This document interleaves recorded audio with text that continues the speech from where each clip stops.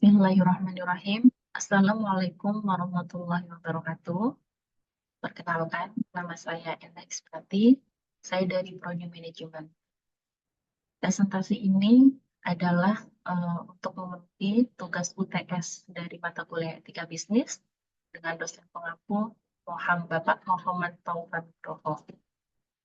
Baik, selanjutnya agenda yang akan saya sampaikan kali ini adalah bahas tentang latar belakang etika bisnis, sasaran dan lingkup etika bisnis, pengertian etika bisnis, teori-teori etika bisnis, pendekatan stakeholder, prinsip etika dalam manajemen pemasaran, prinsip etika dalam manajemen produksi, prinsip etika dalam manajemen SDM, yang terakhir adalah kesimpulan dan saran. Yang pertama adalah latar belakang. Dalam bisnis, etika menjadi hal yang perlu dilakukan oleh semua pelaku bisnis. Etika sendiri merupakan sebuah pelajari bagaimana perilaku jujur, benar, dan adil. Dengan adanya etika, sikap pedagang menjadi hal yang perlu dilakukan, sikap baik dan murah hati sehingga konsumen.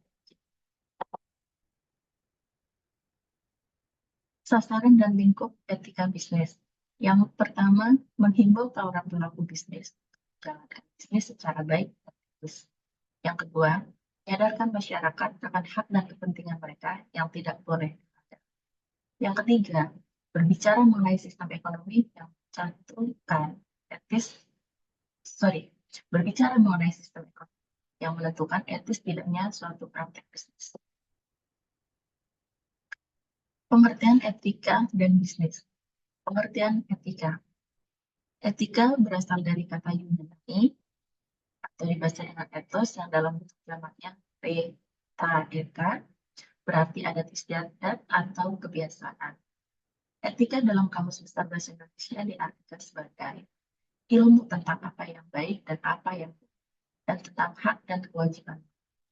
Kumpulan asas dengan nilai mengenai benar atau salah yang dilakukan oleh satu lingkungan atau masyarakat.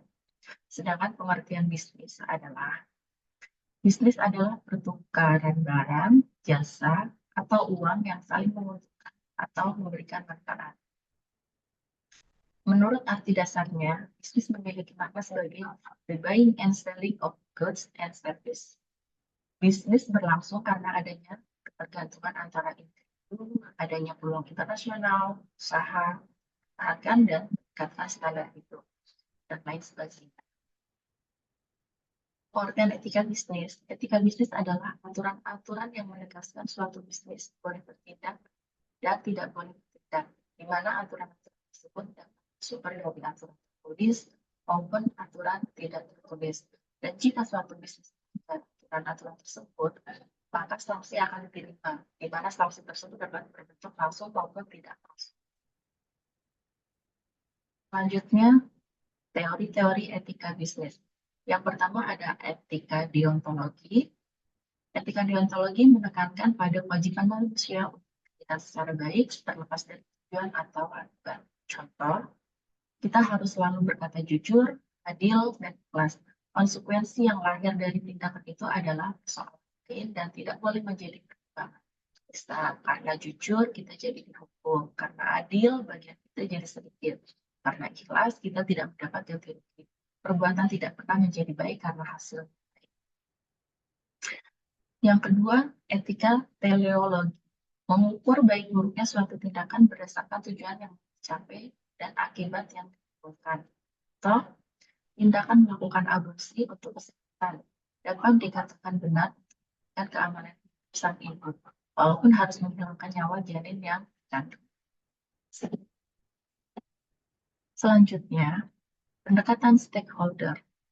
Pendekatan stakeholder adalah cara mengamati dan menjelaskan secara analitik bagaimana berbagai unsur dipengaruhi dan mempengaruhi keputusan tindakan bisnis. Dasar pemikirannya adalah bahwa semua pihak yang mempunyai dalam suatu kegiatan bisnis terlibat di dalamnya karena ingin memperoleh keuntungan, maka hak dan kepentingan harus diperhatikan. Dan pada umumnya ada dua kelompok stakeholder, yaitu yang pertama kelompok primer, antara lain pemilik modal atau saham, kredit direktur, karyawan, masa konsumen, penyalur, pesaing, dan rekan. Yang kedua, kelompok sekunder, antara lain pemerintah setempat, kelompok sosial, yang besar, kelompok pendukung, masyarakat pada umumnya, dan masyarakat setempat. Dalam kegiatan bisnis, yang paling penting diperhatikan kelompok primer karena berhasil tidaknya suatu kegiatan, perusahaan sangat ditentukan oleh relasi yang saling menguntungkan yang dijalin dalam suatu. Yang berikutnya, prinsip etika bisnis dalam pasar. Yang pertama, kejujuran. Etika pemasaran dalam konteks produk perlu memperhatikan kebenaran informasi yang diberikan. Perusahaan tidak boleh menyesatkan atau menipu pelanggan dalam upaya untuk mengembangkan profesi mereka. Yang kedua, tanggung jawab sosial. Selain memperhatikan bisnisnya, suatu perusahaan juga harus mempertimbangkan dampak kegiatan pemasaran mereka pada masyarakat dan perusahaan harus memperhatikan tanggung jawab sosial mereka dalam mempromosikan produk serta layanan. Yang ketiga, perlindungan konsumen. Dalam pemasaran produk, Anda perlu memperhatikan bahwa produk atau layanan yang ditawarkan aman dan tidak membahayakan kesehatan atau keselamatan pelanggan. Perusahaan harus memastikan bahwa pelanggan memiliki informasi yang cukup tentang produk atau layanan yang ditawarkan agar dapat membuat keputusan pembelian yang bijak. Yang keempat, penghormatan terhadap privasi pelanggan. Data pelanggan yang dimiliki oleh perusahaan harus dipastikan hanya digunakan untuk keperluan yang tepat dan sesuai regulasi yang berlaku. Perusahaan juga harus memastikan bahwa privasi pelanggan dijaga dengan baik dan tidak menyalahgunakan informasi pribadi mereka. Yang kelima, transparansi.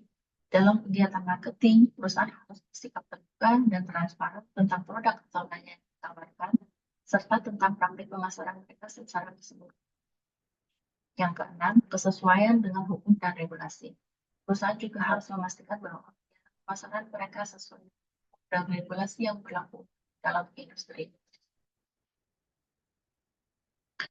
Yang berikutnya adalah etika bisnis dalam manajemen produksi.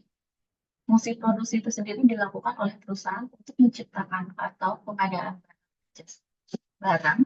Transformasi yang dilakukan dalam kegiatan produksi adalah membentuk nilai tambah barang jasa. Etika manajemen produksi harus memperhatikan hal-hal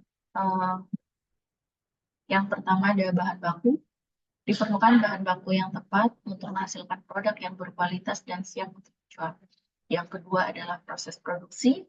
Diperlukan kontrol yang ketat dan sesuai prosedur dalam proses produksi untuk menghasilkan produk yang sesuai dan berkualitas. Yang ketiga, dampak lingkungan. Proses produksi yang baik selalu memperhatikan dampak dan kelestarian. Perusahaan yang akan melaksanakan kegiatan produksi harus memenuhi standar dari pemerintah seperti bahan baku yang digunakan, proses pembuatan, dan bahaya dan resiko yang ada dalam penggunaan produk yang dihasilkan. Berikutnya adalah etika bisnis dalam manajemen SDM. Etika manajemen SDM atau sumber daya manusia dapat diartikan sebagai ilmu yang menerapkan prinsip etika terhadap hubungan dengan sumber daya manusia dan kegiatan. Untuk mencapai penanganan SDM sebagai human capital dapat dinilai dari komponen-komponen sebagai berikut. Yang pertama, perencanaan dan pengelolaan SDM.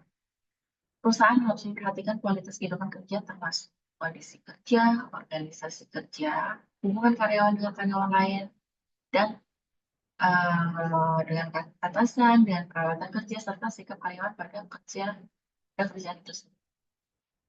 Peningkatan pegawai. Karyawan memiliki hak untuk penilaian dan pertimbangan adil untuk si karyawan harus dipromosikan hanya atas kriteria yang berhubungan dengan pekerjaan, tidak diskriminasikan. Pendidikan dan pelatihan. Karyawan berhak mendapatkan pelatihan untuk meningkatkan keterampilan dalam pekerjaan.